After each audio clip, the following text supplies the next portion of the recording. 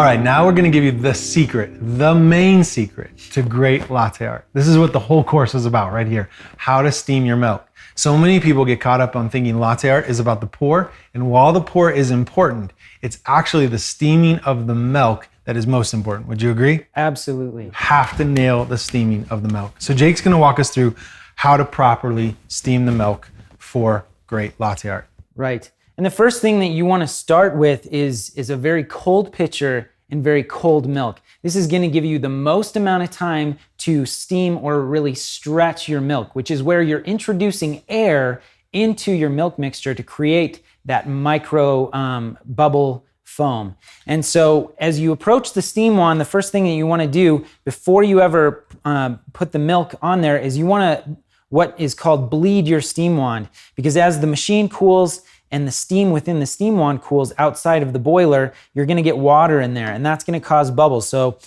save yourself right off the bat. You can see right out of there that there's a lot of water droplets that came out. So now we're going right to steam. And so I put it into the milk and I'm gonna bury that steam wand to make sure it's fully submerged before I turn the steam on.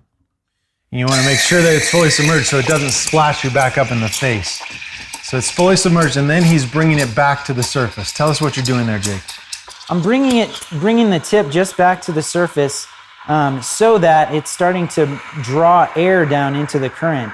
And then I'm going to bury the steam wand again, and this causes the current to roll and then the milk foam to mix with the rest of the milk.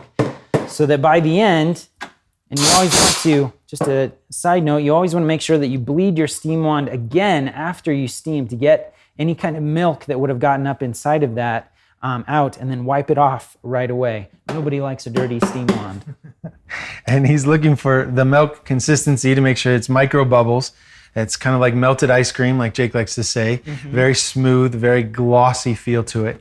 So he's continually moving it or stirring it to make sure it keeps that glossy feel. And if if your timing is slightly off, there's one way that you can help preserve it is to constantly be keeping it moving in a very gentle way. You want to cause ripples, or another way is to slightly oscillate the pitcher in your hand, and this sort of folds the milk foam back into it because you want that milk to be very glossy before you actually pour it into the cup. Now, why were you hitting the counter? Just because you're mad?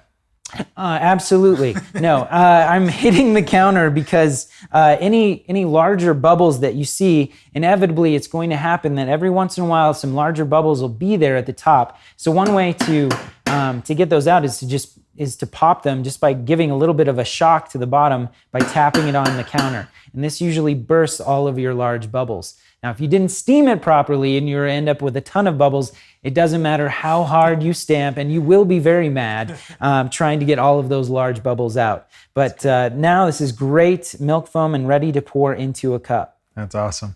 Now, again, just to highlight one thing he said, cold pitcher and cold milk is going to allow you to steam it and to get those micro bubbles the best that you can. So I keep my pitcher in a freezer or even the fridge. We did that at our cafes. We made sure that the pitchers were all kept in the fridge all the time to make sure they were as cold as possible, as well as the milk was as cold as possible, so we get those micro bubbles.